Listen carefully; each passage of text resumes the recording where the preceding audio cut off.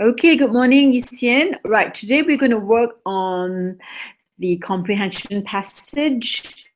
Now, thank you for joining the intermediate 6 of your English iExcel online tutorial. And I'm Dr. Rosalind, and welcome aboard. Now, I know you've done your English prelim exam, okay, and you have found difficulty, especially with comprehension passages you're unfamiliar with, right? They're talking about wilderness, they're talking about traveling along the meadows, on the meadows, you're not quite clear. So that's why I've chosen this. This article is from National Geographic, okay? And if you see the passage, it says, the passage is about this New Zealander. He's trying to go back to this place in America, a pond in Massachusetts. Right? Yeah. And lives in New Zealand, but he is so inspired by this person by the name of Thoreau Walden. Okay, Thoreau Walden, and his passion for the wilderness. So now you know, put yourself in a position where you are going to take a trip. Kennedy won, and he's going to go back to Massachusetts. As he goes there, he's going to recall and think about what is so special about Walden? What did Walden teach him? Walden is dead. This is his 200 years birthday. Okay, so focus. So let's go through paragraph by paragraph, and then we'll unpack it so that when you answer the questions, it's a lot easier. Okay, now why don't we look at paragraph 1? Tell me, is there anything you don't understand? And I'll explain that paragraph. Any words you don't understand? Oh, it was June. So June, that means it's summertime, right? So yeah. So he went. So he went to the most famous pond. This pond is in Massachusetts. All right. Just a pond. Wet suited against the cold, and a lone scholar taking in the morning freshness. Do you understand that sentence? No, not really. Okay. So that means who did he go with? He says the only people besides. Okay. That means he's got a photographer with him. He's there. And there were few hardy swimmers. Swimmers were not afraid of the cold. Wet-suited, that means you wear wetsuit. Wet-suited, you know, when you swim in cold area, to keep you warm, you wear a wetsuit. You know what a wetsuit is, right? Yeah. Good. Wet-suited against the cold. That means they're wearing wetsuit to hold them, keep them away from the cold. And the lone scholar is what? Okay? So he's just... sculling in the pond. Understand? So there are a few swimmers, one boatman, right, and himself and his friend Tim Lauman. That's it. He says, and then he says, Walden had the air of solitude. Its resident thinker, Henry David Thoreau, so greatly prized, despite the hum of commuter traffic through the trees. So it's this part is quite difficult, isn't it? Yeah. So he's saying that Walden had that means when he goes to the pond, he thinks about the pond. He thinks about nature, and not just think about nature itself. He thinks about nature and his relationship with humanity. Philosophical, you understand? So he doesn't just go to say, oh, this flower is beautiful, this pond is wonderful, but how does the beauty of the pond or the environment relate to humanity? Remember, it's a bit philosophical. So okay, so now you understand paragraph 2. Any question, any word or sentence you don't understand? What are they doing now? Now they're in the pond. What are they doing now? Circle the pond of wildflowers and photos. Making a circuit means they're walking around the pond. What for? To take photograph of the wildflowers, right? Yeah. Now what did Tim find? What did Tim? He was rewarded with a photogenic pair of pink lady slipper orchids. What does that mean? That means he took a very nice photo of a pink lady slipper. Okay, so the word rewarded. That's right, because Tim was there to take photographs, correct? Yeah. Okay, good. That's good. So that's how you unpack slowly. You understand? You follow the flow of the story. Put yourself in that position. I'm in the pond now. Okay, Oh, position is easy to understand. You understand? Because you yeah. read and you try to unpack, and mentally you're so far away. You're in Singapore. For goodness sake, what is this point messenger? I don't have a clue. But if you are able to empathize, put yourself in the environment, and as you Yeah. read, go with it. It becomes easier and easier. All right. Okay. So now he's walking around. Then what did he do? When he walked around the pond, what did he come across? I peeked through the windows of a replica of Okay, I want you to explain to me. What did he come across? a cabin in the woods with 3 chairs. One for solitude, No, 2 no. for friendship. They were what? What is a cabin? What is a Just cabin? a little house in the woods. Ah, good. And whose house is it? Whose house? Sorios. Thurl Walden's house, right? The fella that he worships, right? Correct? Yeah. So now first thing is Tim saw the beautiful orchids to take, and then he got rewarded because he saw the cabin, the wooden house that was lived in by this man 300 years ago. In this wooden house, what did he see? He saw 3 chairs. And what In do it, they represent? Yes? 1 for solitude, 2 for friendship, and 3 for company. Okay, so and added to the stone. Okay, so what does it? Okay, now you explain to me what do they mean? Solitude. Solid- What does it? So what does solitude mean? Uh, What's the meaning of solitude? Do you know? it means the situation of being alone. Ah, good. Yes, sometimes you seek solitude, right? You don't want company. You just want to be alone. So Yeah, he privacy and wants peace. solitude, and second, good, quiet and peace. Good. Secondly, what does he like? He likes. What He does he like honor? uh The he second chair. honors friendship. And solitude. Ah, so despite wanting to be alone, he honors friendship. He thinks friendship is important. And thirdly, Yes, and thirdly, company. okay, what does that mean? That means the right people around you. Ah, good. So is there a contradiction between solitude and company? Yes. It seems, right? It seems there is a contradiction, but in our lives, do we need both? Yes. Can you see? So I want to teach you how to think deeper. Okay? Superficially what it means, but think deeper, push yourself. We need solitude because we have friends all the time, blah, blah, blah, blah. We need time to collect ourselves, to compose ourselves, to think about things ourselves, to study. And at times we need company, right? And at the end of it, what's important is friendship. Okay? Friendship. Okay. Somebody's at the door. Just a minute. Knock, knock. Online, you do whatever you do.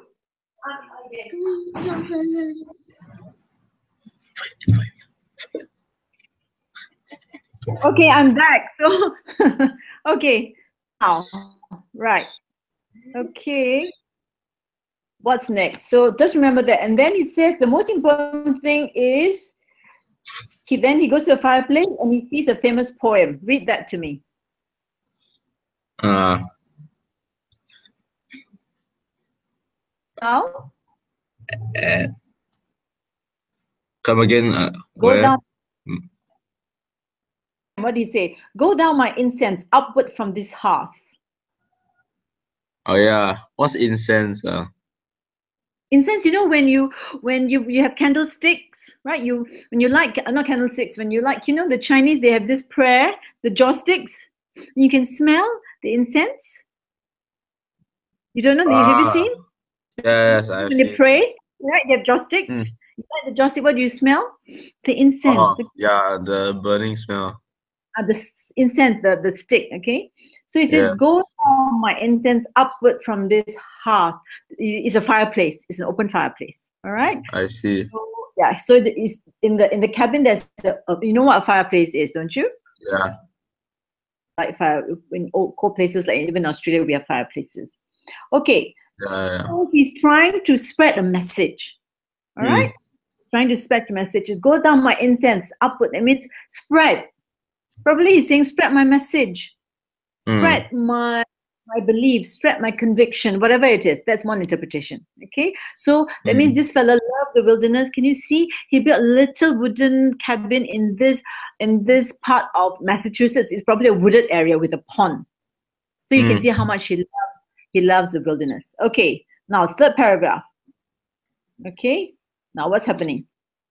So it says, more than wood smoke drifted from Walden's 19th century shore. What is he saying? This sentence for me. What does this mean? More than wood smoke drifted from Walden's 19th century shore. What is he trying to say? What is the writer trying to tell us? It's quite difficult, right? So he says, okay, literally what Walden has emitted is just this smoke, incense from his fireplace, from the chimney. But what he's saying is the influence of Walden is tremendous. Oh, it's more than just smoke. The world is not just smelling the incense or smelling the wood fire, whatever. But Walden has given the world much more than that. Okay, so remember, when you read something, you must try and unpack more than wood from Walden's 19th century shore. What does that mean? Okay, so you must unpack it, then you understand. But the first place is you must understand the purpose of this author. So once you understand why he's writing, then it makes it easier, because he liked this person. So of course, you know he's going to write good. So that's understanding the purpose of the text will help you understand the text better. Understanding where the text is situated will help you. This is what I call contextual reading. If you're reading out of context, you don't know why he's writing, and you don't know who Walden is, you don't know what Massachusetts is all about, then you're stuck. Can you see? So the more general knowledge you have, the easier it is for you. So watch documentary. Understand how people live. Look at activities, fishing or riding or snowboarding, all this sort of activities, so that when a passage comes out, you can understand the passage better. Yeah. What did he say? He said he built this cabin in 1845 to do what? What was the purpose of building this cabin? What was Walden doing? To inspire him. What? What was Walden? He was also a bronchitis. No, wasn't he a writer? It's a place to write. Yeah.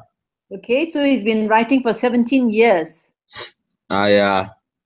Correct. Okay, so he's quite a worker, a loner. Okay, but that doesn't mean he doesn't care for friendship. That doesn't mean he doesn't care for company, the right company, as you said. But and then he says, this is such a strange fellow. Okay, well, how did he die?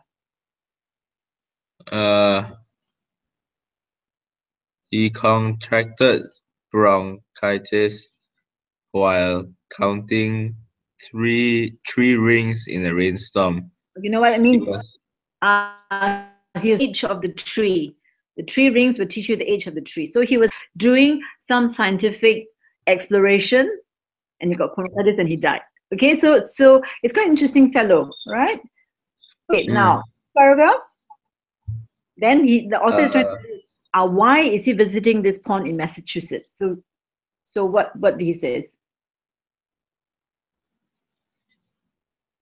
Dora's thoughts had drawn me here. No, don't read to me. I want you to talk to me. Explain. So he came to Massachusetts because what? Because he said he began to hear his voice. That means he started knowing. Okay, he started knowing. It's the start writing. See, his writing is quite beautiful. He didn't say, I learned about Thoreau, blah, blah. He just said, I began to hear his voice, meaning not literally hearing his voice. This is all metaphorical, you understand? I also felt at home. Understand? So he started learning about, getting to know about Thoreau in 1970s, okay? Through his writing, that were becoming very popular. And this writer do you think he's an environmentalist? Yes. Must be, right? Because he's interested in nature, right? Yeah. And also not just environmentalist. Walden's writing is also popular with alternative lifestylists. What does that mean? What's the meaning of alternative lifestylists?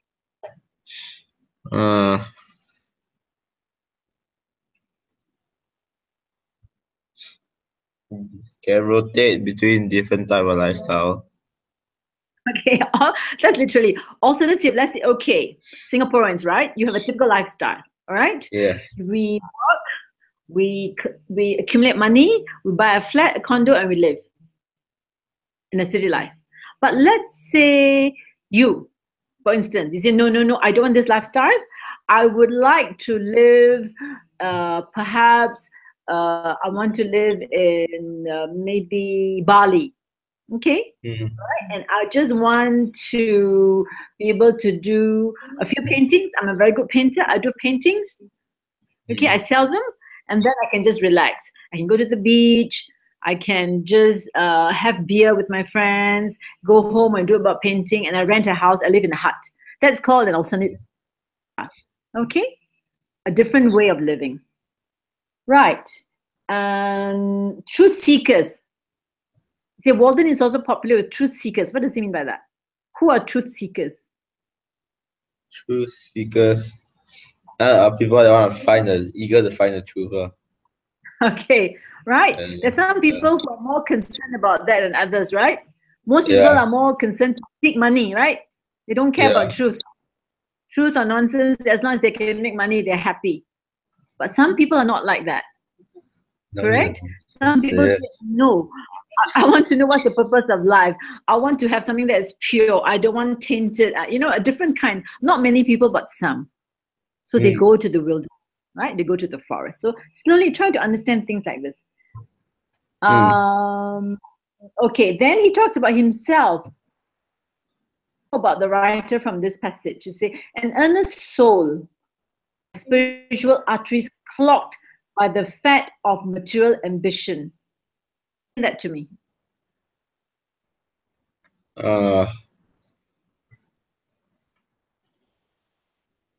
Material ambition meaning. What kind of person is this fellow what kind of fellow is this writer? What did he say about himself? You don't want his thinking to be clogged by some material ambition or whatever that is. Yeah, all right. That means he's an earnest soul. He's one of those who want to seek the truth. He's one of those who would like to be in synchronization or in sympathy with nature. So he didn't want his spiritual arteries. He's just saying, all of us got arteries, right? Correct? For blood. If your artery is blocked, then you will die. So he says he didn't want to be like everybody else who are looking for money. Material ambition means make money, be very ambitious, be the best photographer, be the best writer. But then spiritually, you are very poor. Okay, that means you don't care about anything outside eating and drinking and having a good time. Okay, so he's that sort of person. So he warmed to his exhortation. He warmed to means he liked what Walden has told him. Live deep. Live deep. And suck out all the marrows of life. Okay, what's marrow? Have you heard of bone marrow? Yeah. Okay, we all have marrow. Okay, inside our bone there's marrow. Okay, if we have no marrow, we will die. But then in animals, like I think in the goat, lamb, people like to eat the marrow. I think the Indians too. If they're going to eat the bone marrow, mutton soup, they like they like to suck the bone marrow. Have you eaten that before? It's quite nice. Yeah, it's quite jelly-like. Okay. Yeah, I have. Have you eaten before? Yeah, it's quite nice. Okay, It's kind of so he's saying, see, so this one is a metaphor, of course. Okay, you know the difference between literal and metaphor? Yeah. Like taking the bone and sucking Yeah. the marrow out. But the metaphor here is that means Yeah. you live fully. Don't be superficial. Go and find out the more beautiful and truthful things about life. That's what it means. Okay? And then simplify, simplify, simplify. Meaning live easily. Don't have too many properties or too many ambitions to clog you down. Okay? Be in synchronization with nature. That's what he's saying. Okay? Right. Then he says you want to live deliberately. Means purposefully, means he's aware, consciously. To front only the essential facts of life, and not when I came to die, discover that I had not lived. So he's afraid that, sometimes you are so superficial, we just like to shop, we just like to eat, we like to play. And then at the end of the day, we feel that we have led a very superficial life. Yeah. We have not connected with nature, we've not connected with ourselves, we've not connected with others. These are the three important things: self, others, nature. Okay. Then he says there was another aspect too, right? And then he says to a biology graduate student, okay, that means he's telling you himself, right? He is a biology student. What did Thoreau teach him? Offered a more ecstatic view of the universe. What does that mean? What's ecstatic? Aesthetic is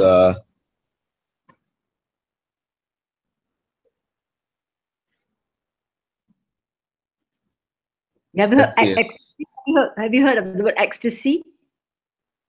oh Yeah. ecstasy is Happiness, great happiness. Okay, so he's saying that this Thoreau is helping him to see the world in a much more expansive way, which makes him happier and ecstatic. Understand? concern. Yeah, universe, right? Not just seeing in a limited way, but seeing in an expansive way. All right, because it's difficult, but I wanted you to go through it so you learn. All right, okay. Then he says more excited. His means his view of the world. Okay, his view of the world is he can hear nature speaking to him, as if we have ears to hear. All right, and then he says that in 1846, Thoreau took a break from life at Walden to climb. He climbed Mount Katahdin in Maine. That's in America itself. The exhilaration, when he was doing the climb, he was so happy. Exhilaration is great happiness. So overpowered him that he could express about the moment was a series of literally yelps. What's the meaning of series of literally yelps? Series of literary yelps It means he couldn't speak properly. And so when they say, oh, some people are so excited, they say, oh my God, right? Yes. You don't know what to say. You just could utter a few words, what we call literary yelps. But in his case, he said, oh, the solid earth. What else did he say? The actual world. Oh yeah, contact. Contact means contact. Come and see, come and touch, come and feel, come and smell, come and experience. If only you know what climbing up this hill is all about. You understand? He's so maybe we should ask people, have you climbed Mount Kinabalu or anything else like that? Any mountain like that before? Have you? No. Do you like mountain climbing? No, you're not the outdoorsy type. No. No, you better start being outdoorsy because you're going to national service soon. Because if you don't like outdoorsy thing, national service will hit you right. Okay, so yes, not just sitting in a bedroom watching TV or playing with a computer game, but going out there. All right. So he sounds like a person who had just met an extraterrestrial, like he's met another being from outer space, right? Yeah. And in a sense, he really had met something wonderful that he's never experienced before in life. The experience transcended the merely physical. What does that mean? It's a big word. The experience transcended the merely physical. What does that mean? It affected him almost physically. That's right. That means he's not just a physical, it's he really felt quite excited about all that. Okay. Now, what I've come to love most about Thoreau is that for him, the natural world speaks not only in sublime settings, and beautiful settings, but also in ordinary places. So he says that he learns that everything is beautiful: the mountain, the forest, the ponds, the parks, the yards, everything that is nature that's beautiful. Okay. So I come to my solitary woodland walks as the homesick go home. So he loves to come to this woodland. He comes to see this pond because he feels that he's going home. He feels at home in the environment of nature. Okay. And we feel ourselves wedded to the world whenever we encounter him. He feels he's part of it. He's part of nature. Okay, and then he says, my place of solitude is a stream-side path. Okay, he's talking about himself now. Okay, he walks by the stream. Auckland is in northern New Zealand, northern part.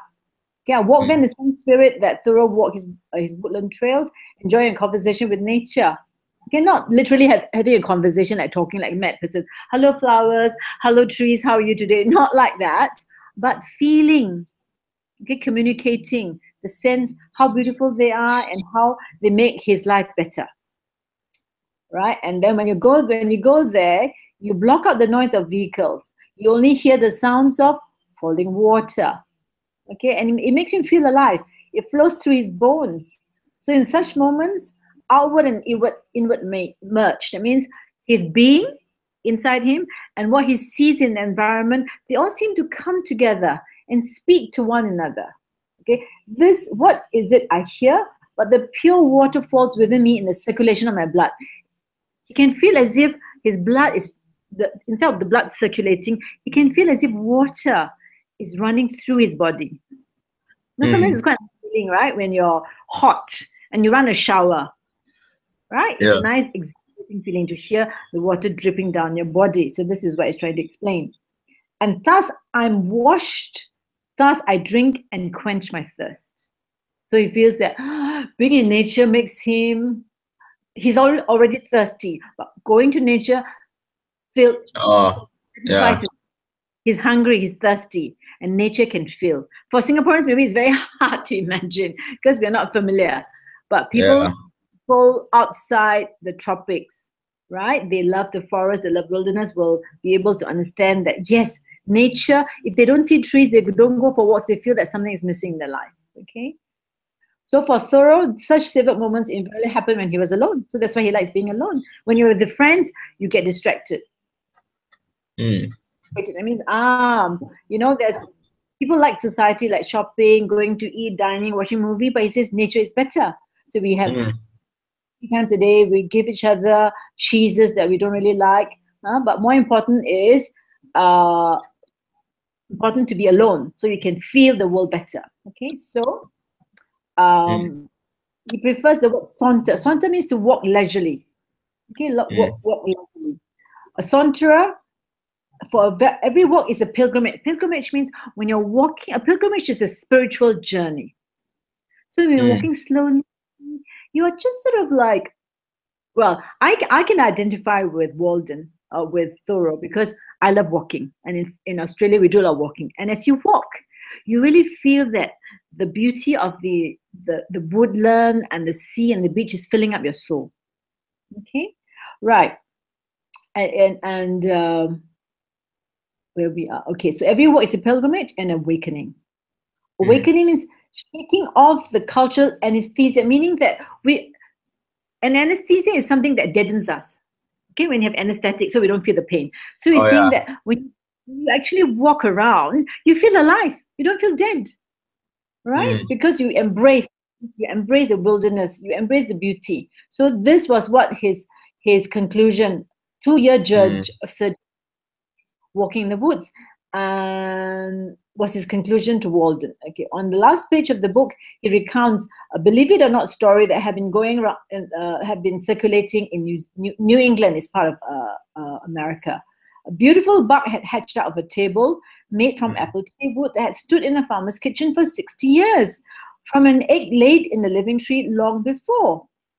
That's interesting. A warm urn placed on the table, urn is like a pot, on the table had stirred life in the dormant egg, and the farmer had listened for weeks as the insect gnawed its way free. So Something that's been here for 60 years, but it's cold, see, so it's dormant. But when you put something warm, the egg hatched.